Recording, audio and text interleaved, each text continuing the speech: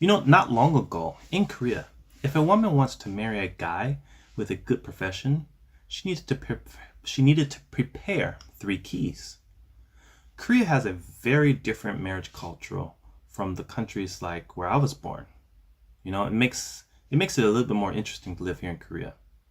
In Korea, professions like doctors, lawyers, judges are very popular.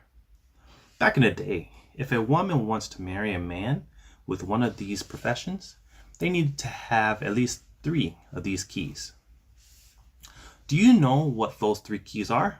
Hey, try to guess. Well, these three keys are the key of a house, an office, clinic if you're a doctor, and a car. So men practically don't need to spend a penny when they get married. That's why they say the man with these professions bring just a spoon when they get married. The three key culture was very common back in 1970 to 1980 and started to diminish in the 1990s and then disappeared about 10 years ago.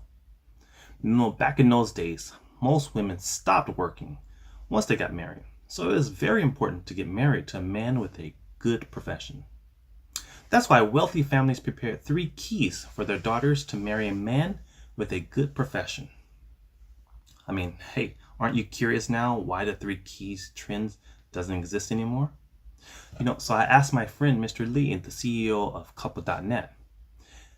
These days couples don't have many children, so they like to support their children at their best to make them successful. Therefore, the children became more successful. So they don't need to marry anyone anymore to enhance their life. So his friend's daughter was getting married, and the boyfriend's mom gave a daughter a list of dowry. A dowry is a list of stuffs that a bride prepares for her groom's family. Furniture, appliances, etc. The friend told Mr. Lee that the list was even bigger than the three keys. So the mother complained to the daughter's boyfriend by saying, "Would you give the same to us?" and suggested, "Let's prepare stuff that's necessary for the couple instead, not unnecessary." So there are still people with old-fashioned mindsets. But like Mr. Lee's friend, more people are becoming reasonable and realistic. Even if the parents are so wealthy that they can provide the three keys at their children's wedding, they won't. They will wait to see how their children take a charge of their own lives and then support them as needed. I also like the way the Korean marriage culture is changing. It's more reasonable. You know what? I guess I'm becoming like a real Korean now.